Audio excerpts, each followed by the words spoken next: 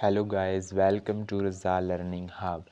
In this video we can find the value of this expression. If you are new in my channel, then kindly subscribe my channel. I can solve these questions step by step. But if you are genius, then stop the video and before watching the video comment of this question. So here one multiplication, one division and one subtraction is present.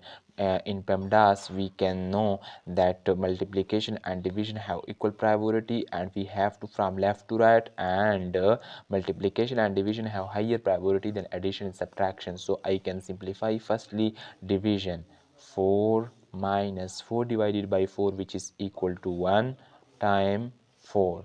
Okay guys, now here for multiplication have higher probability than subtraction, so I can solve it from left right to left. So 4 minus 4 times 1, which is equal to 4.